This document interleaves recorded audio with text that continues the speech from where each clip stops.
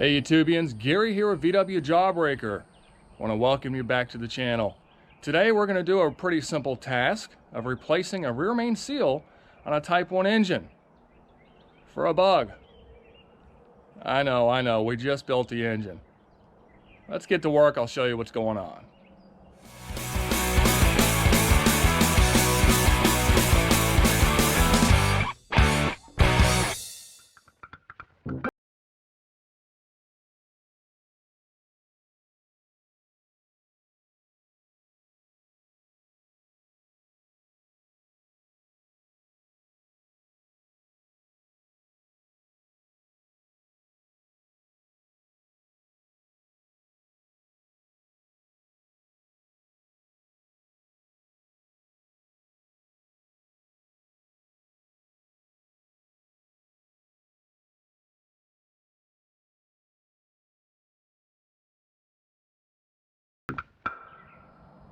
Well, there we go. We've got the engine pulled out, which is quite a bit on Jawbreaker since we've got the breather box, lines, remote oil filter lines. Yeah, there's a lot. Your electrical, throttle cable, dual carbs. It's quite a bit, but she comes out pretty easy. So what we'll do is we'll go ahead and get you set up. We need to go ahead and pull pressure plate and clutch off, flywheel off, and we'll go ahead and inspect everything and see what's exactly going on. Why it's leaking, I don't know. We've only got about 1,000 miles on it, and the last couple hundred miles it just started dripping. It's been great for the first 800 miles or so. So anyway, we'll go ahead and get you set up and show you what's going on. But if you look, carburetor access holes are so nice. Makes life so much easier. It's actually better if you go ahead and cut the holes while you have the engine out. That way you're not cutting stuff you're not supposed to cut. Then my little access plate goes on the other side, but man, love those access holes. Alright, next step, we need to remove the pressure plate clutch, 13 millimeter, and that comes off. Maybe. That one's on there.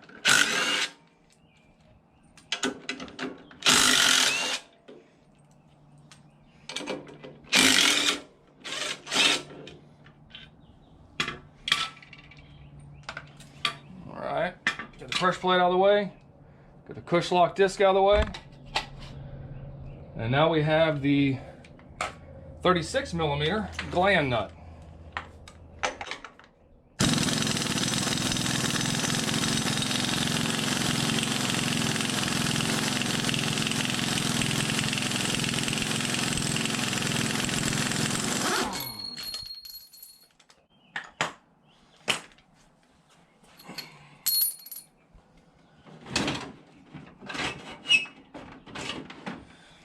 Take a couple pry bars, screwdrivers, whatever you got. Just start slowly working the flywheel off.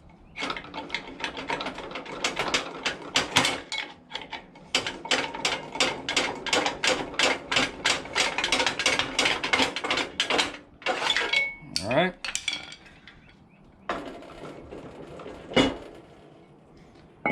And there we go. We're right here at the rear main seal. Well, ain't that some crap? Hold on, let me adjust you a little bit. So I'm 99% sure it's not the rear main seal leaking. Feels dry all right here. Feels dry by my cam plug. It's wet right here. So I think what's happening out of my oil galley plug, pretty sure it's dripping out of the oil galley plug area and coming down and dripping down. Let's go ahead and pull it out and get it sealed up better.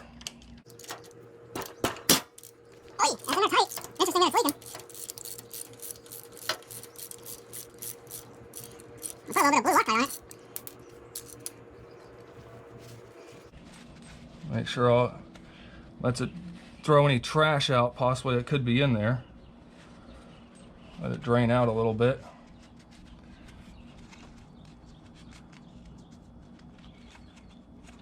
There we go. All right. So now we need to clean this up on the wire wheel a little bit and throw some sealant on it. I've heard many people say, oh, just use blue Loctite. You can seal the threads on the oil galley plugs and stuff. I knew better. Should have used some yellow Teflon tape, which is made specifically for oil and water. I'm sorry, oil, gasoline, and all that. So what we're gonna do is wrap about 3 wraps. So that's 1, 2, 3, yeah, let's go 3.5. Let's fill those threads pretty good. You always want to wrap in this direction. That way when you tighten it, it stays and doesn't unravel. Now I didn't go past the end of the plug, because if I put Loctite back in there again, I won't be able to get the oil out, because that's an oil galley and there's oil in it. So what we'll do is we'll go ahead and see if we can get this started with that tape on there. I guess it'd help if I start it straight. There we go.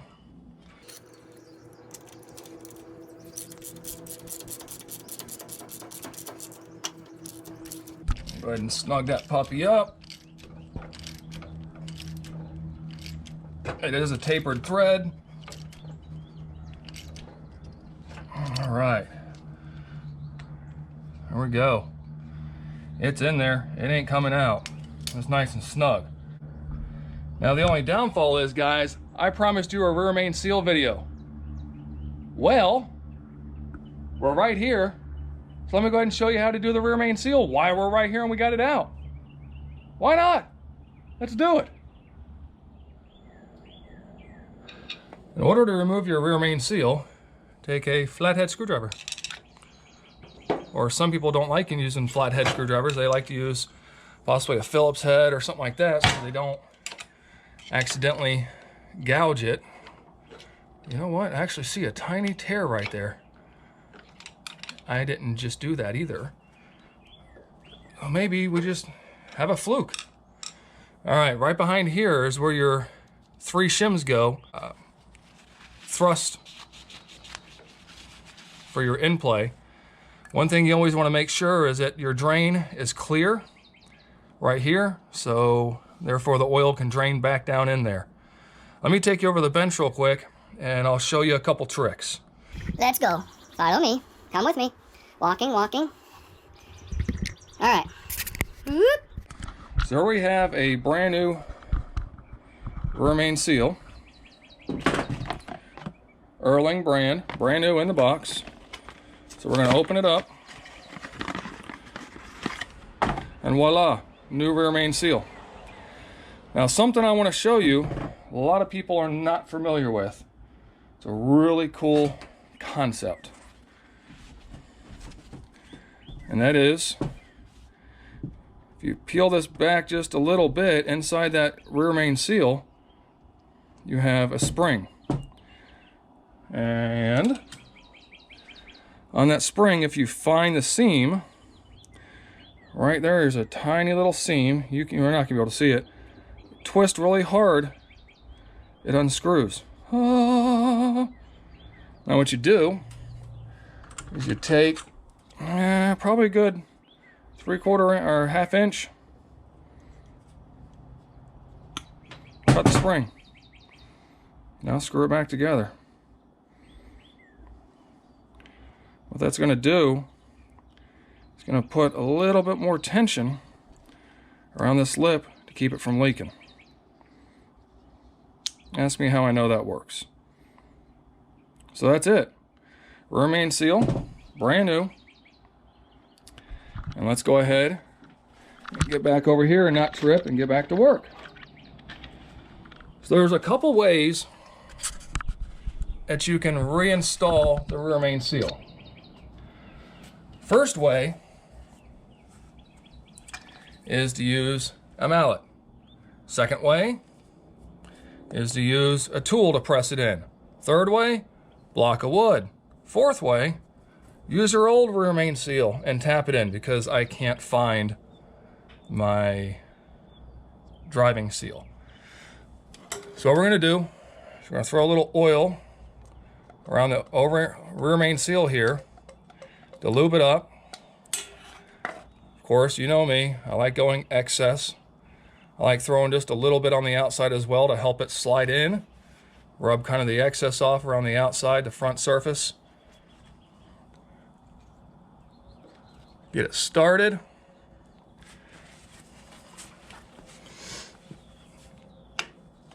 Make sure you get it started straight. And then since we can't find our drive tool, we're going to take the old one and butt up against it. And go ahead and drive it in. Make it go home. That's all there is to it.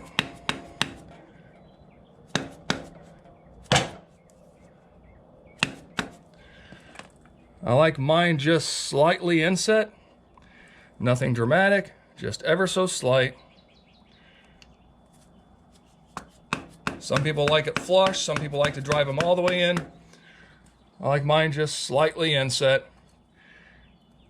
It seems to do a little better job.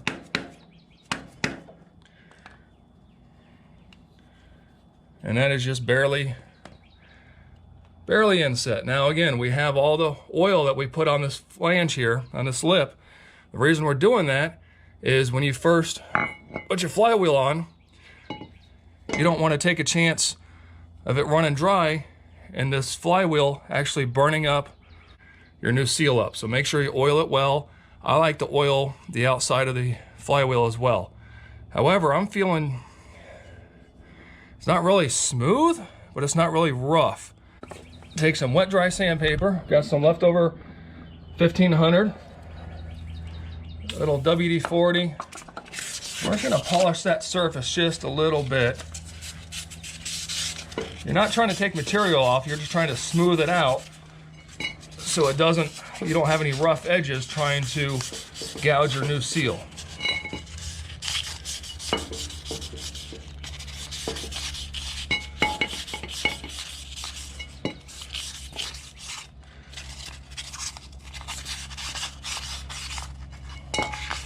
And that's pretty much all you want. You just want that surface to be nice and smooth. And that is super smooth. So all we got to do now is reinstall the flywheel and start putting our clutch and everything back on. Now putting your flywheel back on is a lot easier on a 4-dowel than the aftermarket 8-dowel. The 8-dowel is actually offset, so it only really goes on one way. What I've learned a long time ago is if you mark it before you take it off, or mine's kind of permanently marked, you'll be all right. Now some people are going to tell me, oh, I shouldn't be doing it this way. But you know what, everybody has their own way. I know what my compressor and impact gun are capable of.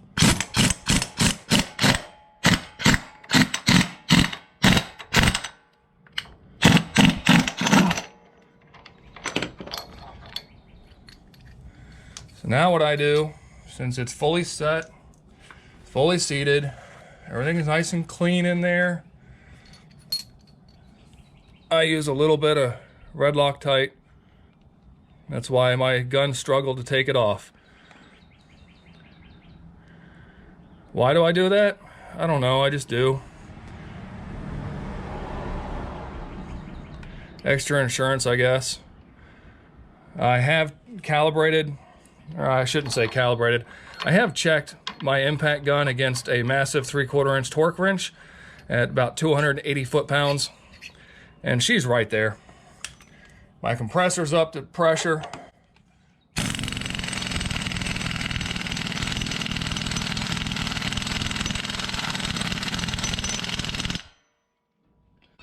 We're good. We are good. Now what we'll do is we'll make sure the flywheel area is clean of any debris, oils, whatever. We'll hit it with a little brake clean. Now we're gonna go ahead and put our clutch back together. You never want dirt, oil, and all that jazz on your clutch. Gonna make you slippy, slippy. Slippy, slippy bad. Beautimous. Actually, beautimous.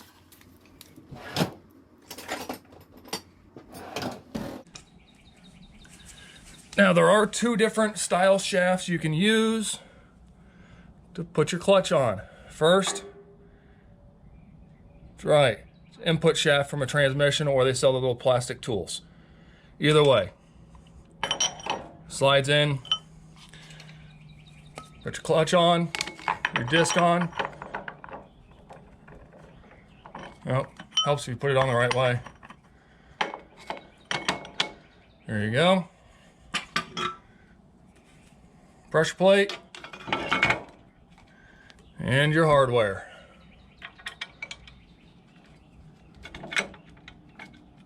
Now these are pretty new nuts and lock washers. Not really lock washers, Volkswagen wavy washers, if you will.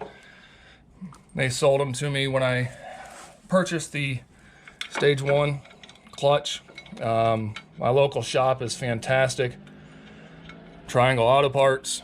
Go there and get all kinds of stuff. Great service, great people. Man, I'll tell you what, I'm very blessed to have a good shop near me. You know, walk in there and go, guys, I need this, or I'm thinking of this.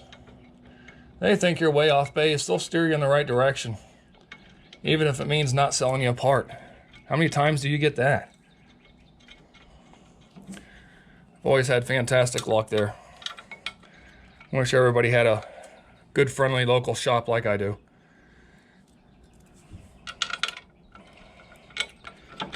All right, now that we've got that all situated, we need our 13mm again. And get it. If you notice, if you start tightening it too much, it's going to pull these clutch fingers in. So what I like to do is just get a couple of them started, wiggle my disc around, the input shaft a little bit, wiggle that around, make sure it slides in and out really easy, because it's going to make it easier for you to put your engine back on your transmission in your car. So just work yourself around. I usually go in a star pattern.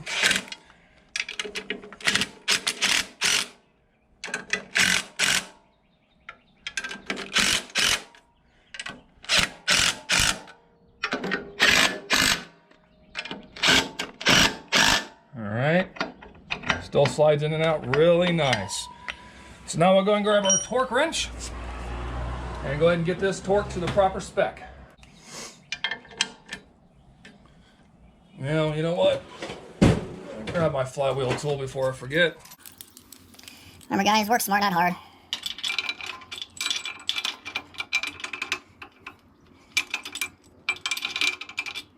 What the heck? I don't want to go on. There we go. All right. Now we'll just, again, work our way around.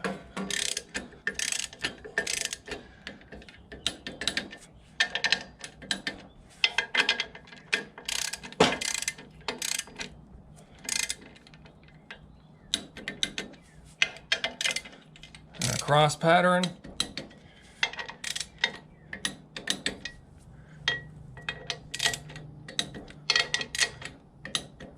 And then I just kind of go around and make sure every single one of them clicks. I don't want to really get into torque specs. Check your Bentley manual and see what you think they should be torqued at according to what your vehicle is. That's it. Rear main's done. Oil galley plug's done. We're pretty much ready to go ahead and stab this puppy back in the car.